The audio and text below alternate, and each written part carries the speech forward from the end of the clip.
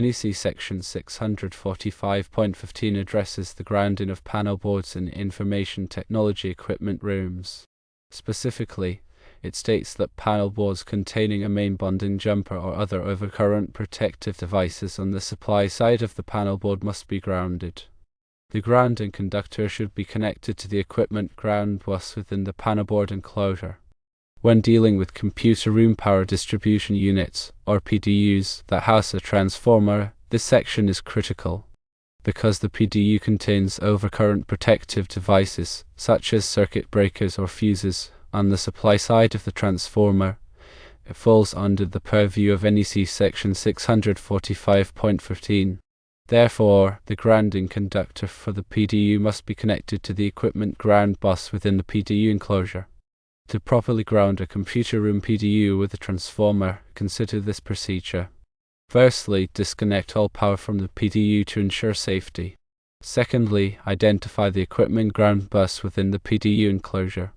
This is typically a copper bar identified by green or bare wires connected to it.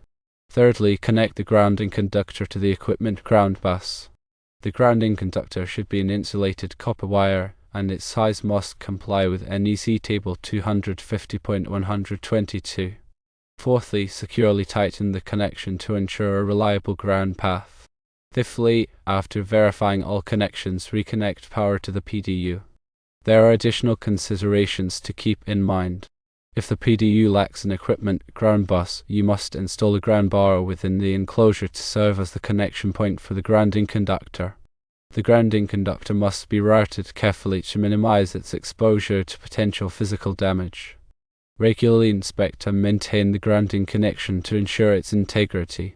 Following these steps will ensure that the computer room PDU is properly grounded and complies with the requirements of NEC Section 645.15.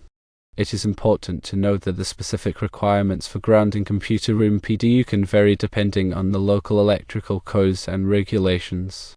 Always consult with a qualified electrician or electrical engineer to ensure that the grounding system meets all applicable requirements. Proper grounding is essential for the safety of personnel and equipment in computer rooms. It helps to prevent electrical shock hazards and equipment damage caused by ground faults. The equipment ground bus serves as the central point for connecting all grounding conductors within the PDU. It provides a low impedance path for fault current to flow back to the source, which helps to trip the overcurrent protective devices and clear a fault. The grounding conductor should be sized according to NEC Table 250.122, which takes into account the size of the overcurrent protective devices protecting the circuit. The grounding conductor must be large enough to safely carry the maximum fault current that could occur. When routing the grounding conductor, avoid sharp bends and kinks, which can increase its impedance. Also, protect the conductor from physical damage by routing it in a conduit or other protective enclosure. Regularly inspect the grounding connection for signs of corrosion or damage. Tighten any loose connections and replace any damaged components. In addition to the equipment ground bus, the PDU enclosure itself must also be grounded. This can be achieved by connecting a grounding conductor from the enclosure to the building's grounding system. The building's grounding system should be connected to a grounding electrode system, such as a ground rod or a metal water pipe. The grounding electrode system provides a connection to the earth, which helps to dissipate fault current and reduce the risk of electrical shock. The NEC provides detailed requirements for the installation and maintenance of grounding systems. It is important to follow these requirements carefully to ensure that the grounding system is effective and safe. In addition to the NEC, other standards and guidelines may also apply to the grounding of computer room PDU. These standards may be developed by organizations such as the Institute of Electrical and Electronics Engineers, or IEE, or the Telecommunications Industry Association, or TIA. It is important to be aware of all applicable standards and guidelines and to follow them carefully. Proper grounding is an essential part of a comprehensive electrical safety program. It helps to protect personnel and equipment from electrical hazards. By following the steps outlined in this video, you can ensure that the computer room PDU is properly grounded and meets all applicable requirements. Remember to always consult with a qualified electrician or electrical engineer if you have any questions or concerns about grounding. The NEC, or National Electrical Code, is a comprehensive set of standards for electrical safety in the United States. It is updated every 3 years and is widely adopted by state and local jurisdictions. NEC Section 645 covers the installation of information technology equipment, including computer room PDU. This section includes requirements for grounding, wiring, and other aspects of electrical safety. It is important to be familiar with NEC Section 645 if you are involved in the design, installation, or maintenance of computer room PDU. The equipment ground bus is a critical component of the grounding system. It provides a central point for connecting all grounding conductors within the PDU. The equipment ground bus must be properly sized and installed to ensure that it can safely carry the maximum fault current that could occur. The grounding conductor must be connected to the equipment ground bus using a reliable connection method, such as a bolted connection or a compression connector. The grounding conductor must be sized according to NEC Table 250.122, which takes into account the size of the overcurrent protective devices protecting the circuit. The grounding conductor must be large enough to safely carry the maximum fault current that could occur.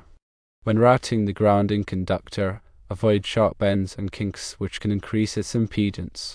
Also, protect the conductor from physical damage by routing it in a conduit or other protective enclosure. Regularly inspect the grounding connection for signs of corrosion or damage. Tighten any loose connections and replace any damaged components. In addition to the equipment ground bus, the PDU enclosure itself must also be grounded. This can be achieved by connecting a grounding conductor from the enclosure to the building's grounding system. The building's grounding system should be connected to a grounding electrode system such as a ground rod or a metal water pipe. The grounding electrode system provides a connection to the earth, which helps to dissipate fault current and reduce the risk of electrical shock. The NEC provides detailed requirements for the installation and maintenance of grounding systems. It is important to follow these requirements carefully to ensure that the grounding system is effective and safe. In addition to the NEC, other standards and guidelines may also apply to the grounding of computer room PDU. These standards may be developed by organizations such as the Institute of Electrical and Electronics Engineers, or IEE, or the Telecommunications Industry Association, or TIA. It is important to be aware of all applicable standards and guidelines and to follow them carefully. Proper grounding is an essential part of a comprehensive electrical safety program.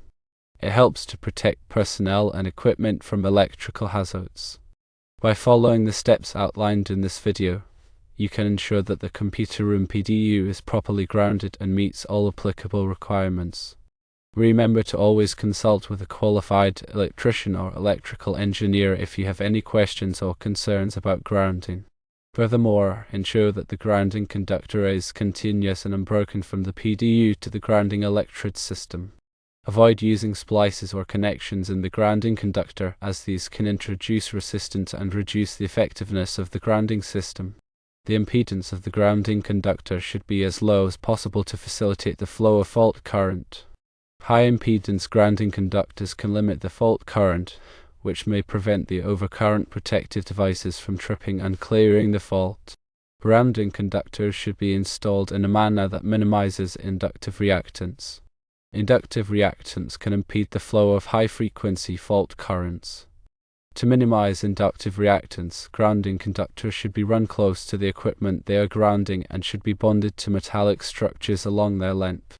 Grounding systems should be designed to minimize the risk of circulating currents. Circulating currents can flow through grounding conductors and create unwanted electromagnetic interference. To minimize circulating currents, grounding systems should be designed with a single-point ground. A single-point ground is a location where all grounding conductors are connected together. Grounding systems should be designed to provide a path for static electricity to dissipate. Static electricity can build up on equipment and cause damage or malfunction. To provide a path for static electricity to dissipate, grounding systems should be connected to a grounding electrode system that is in contact with the earth. Grounding systems should be inspected and tested regularly to ensure that they are functioning properly. Grounding conductors should be checked for continuity and impedance. Grounding electrodes should be checked for corrosion and damage. Grounding systems should be tested using a ground impedance tester to verify that the grounding impedance is within acceptable limits. Grounding systems should be maintained in accordance with the manufacturer's instructions and applicable codes and standards. Grounding conductors should be kept clean and free of corrosion. Grounding electrodes should be kept free of debris and vegetation. Grounding systems should be repaired or replaced as necessary to ensure that they are functioning properly. Remember, safety always comes first when working with electrical equipment. If you are not qualified to work on electrical equipment, consult with a qualified electrician. If you have any questions or concerns about grounding, consult with a qualified electrical engineer. Ignoring these precautions can lead to serious injury or death. Moreover, it is important to understand the purpose of each component of the grounding system.